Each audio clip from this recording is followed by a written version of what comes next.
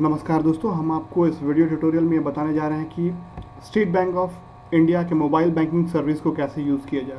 दोस्तों ये बहुत सिंपल है, बहुत ही आसान है। ना कोई बैंक जा इसको एक्टिवेट कराने के लिए ना कोई बैंक जाने की ज़रूरत है, ना कोई किसी कर्मचारी से बात करने के लिए। आप खुद ही खुद कर सकते हैं, बिल्कुल। बस आप देखते जाइए, इसके बहुत ही फ़ायदे हैं। ये इवन इंटरनेट बैंकिंग से भी बेहतर है जो सर्विसेज। इसके लिए चार्जेस बहुत कम हैं और ना के बराबर हैं। प्रमोट किया जा रहा है गवर्नमेंट के थ्रू ताकि ज़्यादा से ज़्यादा लोग इसे यूज़ करें। तो दोस्तों ये service State Bank of India के लिए भी है, State Bank of Hyderabad, State Bank of Mysore, State Bank of transport को, स्टेट बैंक ऑफ पटियाला, सभी ब्रांचेस के लिए हैं। और आप इससे State Bank to State Bank within a second पैसा भेज सकते हैं, चाहे संडे हो, हॉलीडे हो या कुछ भी हो। अदर बैंक्स के लिए आपको वेट करना पड़ेगा अप टू 24 आवर्स तक और नेक्स्ट वर्किंग डेज तक। तो दोस्तों ये देखिए कैसे इसे एक्टिवेट करना है, हम आपको बता रहे हैं। तो बहुत ही सिंपल तरीका है, ये आप ध्यान दीजिए। सबसे पहले आप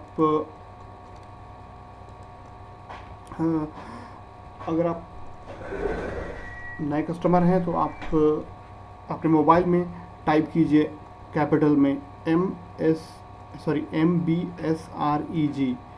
मायने नहीं रखता है कि आपका मोबाइल कोई भी मोबाइल हो, GPRS सपोर्ट होना चाहिए। एंड्रॉयड हो, सिम्बियन हो, सिंपल जावा हो, कोई भी मोबाइल हो। आप अपने मैसेज बॉक्स में टाइप कीजिए कैपिटल MBSREG और भेज दीजिए उसको 567676 पे। एक बार आप भेजेंगे, इसे भेजने के जस्ट बाद आपको आपके 3 रुपये कट जाएंगे आपका अकाउंट से और आपको ये मैसेज आएगा कि आपका यूज़र नेम ये है और एम पिन जो है वो ये है। अब आपको करना क्या है, आपको ये सॉफ्टवेयर डाउनलोड करना है, एप्लीकेशन डाउनलोड करना है अपने मोबाइल पे। दोस्तों ये अलग अलग मोबाइल फ़ोन के लिए अलग अलग फॉर्मेट होते हैं सॉफ्टवेयर। सपोज़ कीजिए आपको समझ में नहीं आ रहा है, अगर आपका फ़ोन एंड्रॉयड है तो कोई बात नहीं, अगर जावा या फिर सिम्बियन है तो आप गूगल में जाइए, गूगल में जाके ये फ्रीडम टाइप कीजिए, आपके पास ऐसे ऑप्शन आएंगे।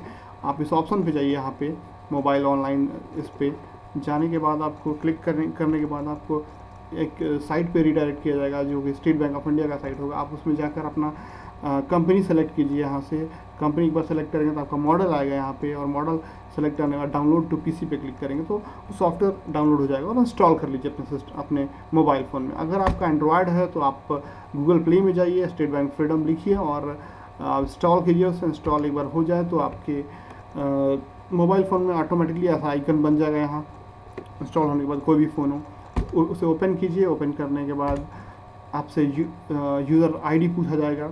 आपको यहाँ पे वही आईडी डालना है जो आपको मैसेज में मिला था।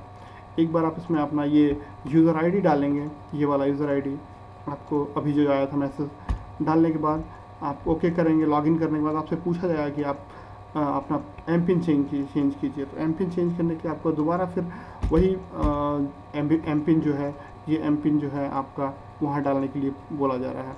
ये करंट एम पिन है आपको यहाँ पे एम पिन डालना होगा।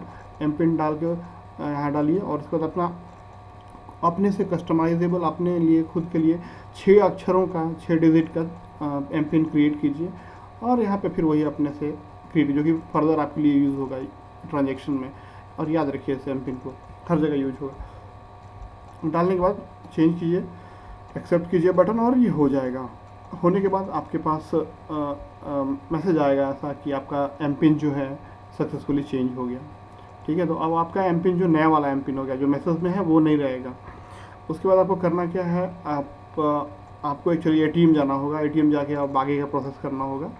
और नहीं तो आप अगर चाहें, ये एक्चुअली जो अभी यूज़ कर रहे हैं वो SMS के थ्रू यूज़ कर रहे हैं। अगर आप चाहते हैं तो इसे GPRS के थ्रू करेंगे तो सस्ता पड़ेगा, क्योंकि अगर SMS के थ्रू यूज़ करेंगे तो ये पर SMS डिपेंडिंग अपॉन प्रोवाइडर 3 रुपये या 1.5 रुपये के आसपास कटेगा।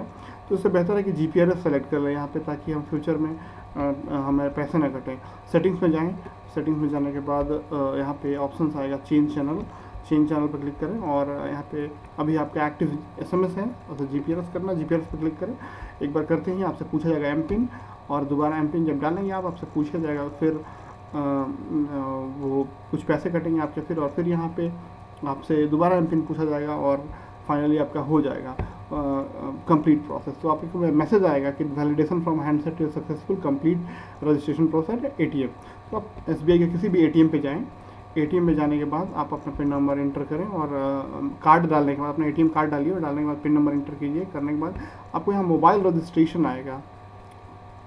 मोबाइल रजिस्ट्रेशन कोई भी एटीएम में जाइए, state Bank of India, state Bank of Hyderabad, Mysore, किसी के लिए भी अगर आप कोई भी इसमें से किसी भी यूज़ कर रहे हैं बैंक का एटीएम यूज़ कर सकते हैं, तो किसी का भी किसी में जा सकते हैं।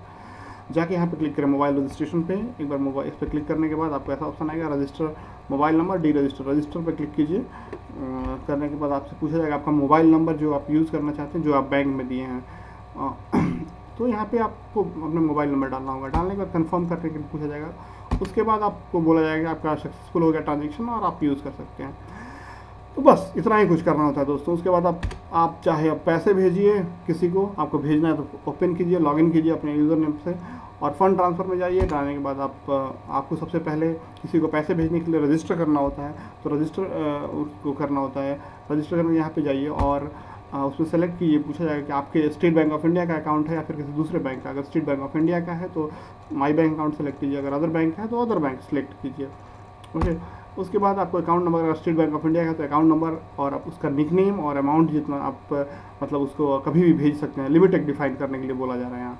वो करने के बाद आपको अगर स्टेट बैंक के लिए, तो अगर अदर बैंक के लिए तो आपसे पूछा जाएगा रजिस्ट्रेशन में उसका नाम, account number, IFSC code number. IFSC code number आप पूछ सकते हैं कहीं से भी, उसका निकनेम और कितना उनको अकाउंट में आप पैसा देना चाहते हैं, मैक्सिमम कितना लिमिट डिफाइन करना चाहते हैं। उसके बाद फिर आप ट्रांसफ़र फंड में जाइए।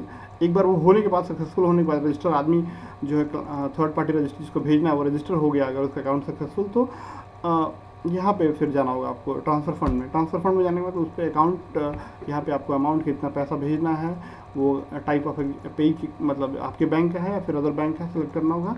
उसका निकनेम यहाँ पे ऑटोमेटिकली आएगा, अगर सेलेक्ट हो जाएगा, वहाँ रजिस्टर हो जाएगा तो सेलेक्ट कीजिए और अपना अकाउंट यहाँ क्लिक करने पर आपका अकाउंट सेलेक्ट दिखाएगा और उसे सेलेक्ट कर लीजिए और ओके कीजिए। आप पैसा भेज सकते हैं किसी को भी। आप इंक्वायरी सर्विसेज में कभी भी बैलेंस इंक्वायरी या फिर आप मिनी स्टेटमेंट देख सकते हैं। कभी भी आप चाहें तो मोबाइल टॉप अप किसी का भी कर सकते हैं, any time. Okay, mobile DTH जो भी है, बहुत से ऑप्शन है दोस्तों। सो ये बहुत ही बेहतरीन सर्विस है स्टेट बैंक ऑफ इंडिया का, जिससे कि यहाँ के जो स्टेट बैंक ऑफ इंडिया के जो कर्मचारी बाबू लोग हैं, उनकी वजह से इसे हम लोग अच्छी तरह से उपयोग नहीं कर पाते ना, ये सहयोग होता है उनकी तरफ से। तो हमने ये वीडियो बनाया ताकि आप ज़्यादा से ज़्यादा लोग यूज़ करें इसे।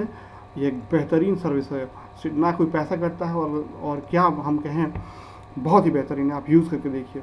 अगर आपको कोई प्रॉब्लम है तो कमेंट बॉक्स में टाइप कीजिए। आई विल डेफिनेट, मैं आपको हमेशा बिल्कुल मदद करूँगा। और हमारे वीडियोज़ को अगर आप पसंद करते हैं, हमारे चैनल में और भी बहुत से वीडियोज़ हैं हार्डवेयर नेटवर्किंग, कंप्यूटर्स के बारे में और जनरल चीज़ों के बारे में जो कि टेक्निकल हैं। अगर आप कोई इसे यूज़फुल समझे तो आप सब्सक्राइब कर लें हमारे चैनल को। बहुत बहुत शुक्रिया आपका इस वीडियो को देखने के लिए।